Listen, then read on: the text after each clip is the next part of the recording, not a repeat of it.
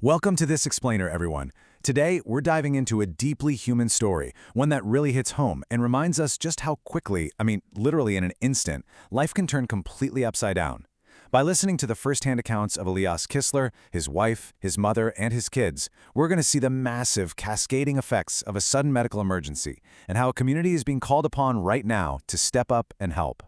We're going to start right out of the gate with Elías's own words. He states it so simply, but with this immense weight. He says, "My name is Elías Kisler. On March 30th, I suffered a cardiac arrest." And what's absolutely crucial to grasp here is the sheer abruptness of this. Unlike a prolonged illness where a family might have, say, a little time to brace themselves, a sudden cardiac arrest is a massive, immediate emergency. It just stops everything in a person's world without a single warning sign. Section 1. El 30 de marzo, or March 30th. So it was in the city of San Fernando that Elías suffered this sudden cardiac arrest. For the Kisler family, March 30th is a literal dividing line. There's the normal, everyday life they were living before that date, and then, well, there's the incredibly harsh reality they've been navigating every single day since. And the impact of that day ripples out so far beyond just Elías. His wife, Maria Teresa, shares her side of the story. She says, "Good morning, my name is Maria Teresa. On March 30th, he suffered a heart attack in the city of San Fernando." Hearing this straight from a spouse adds such a profound layer of perspective, doesn't it? It highlights that immediate shock and the shared trauma. In the blink of an eye, Maria Teresa was thrust into the role of primary caregiver and family anchor. So this isn't just a medical event for Elías, it's an absolute earthquake for everyone he loves. Moving on to our next section, El Sostén del Hogar, the family breadwinner. Now, this whole crisis hinges on a really vital concept. In Spanish, it's called sostén de hogar, which basically means the family breadwinner, the primary provider who's responsible for the family's financial well-being and their daily needs. A medical emergency is terrifying on its own, right? But when the patient is the primary earner, the stakes just skyrocket. The sudden loss of health is immediately followed by this totally jarring loss of income. It creates this suffocating loop of anxiety for the entire household. You can almost feel the heavy burden of responsibility when Elías says, "I am the breadwinner of my family nucleus, and right now I cannot work." His inability to work is a direct physical consequence of that March 30th cardiac arrest. So he isn't just fighting this grueling physical battle to get his health back, he's also enduring the immense mental and emotional stress of knowing he just cannot provide for his family right now. Which brings us to the medical urgency, the catheterization, or urgencia médica, el cateterismo.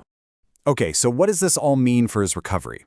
Well, the path forward requires a very specific medical intervention, and that is a catheterization. This isn't just some vague plea for general health support. It's a targeted, absolutely critical procedure that Elías urgently needs to survive. Following a severe cardiac event like this, getting a catheterization is a race against the clock. It's totally vital for assessing the heart damage and clearing blockages to restore proper blood flow. Without it, further irreversible complications are a very real threat. But behind that clinical medical term is a mother who is desperately fighting for her son. Elías's mother shares, "I am Elías's mother, hoping in God for your help to be able to get my son what he needs, which is a catheterization." It's one thing to hear a medical requirement read off a chart, but it is an entirely different thing to hear a mother pleading for the exact procedure that's going to save her child's life. It really grounds this medical necessity in a deep, undeniable human reality. And that leads us to our final section, El llamado familiar, the family's plea. Take a look at this deeply touching message from Elías's kids. They state, "We hope in God for the support of all of you to be able to restore our dad's health. We await your support." What is so powerful to me here is seeing the next generation stepping up. They are bravely putting themselves out there, asking their community for help to bring their dad back to health. It's just a showcase of incredible, unifying courage in the face of absolute adversity.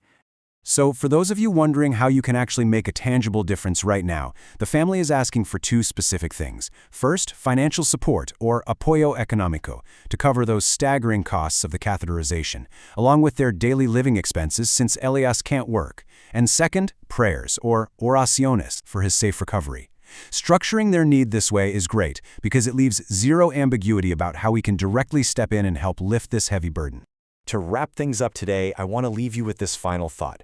We've walked through the sudden shock of March 30th, the cascading stress of a grounded breadwinner, and this incredibly urgent need for a catheterization.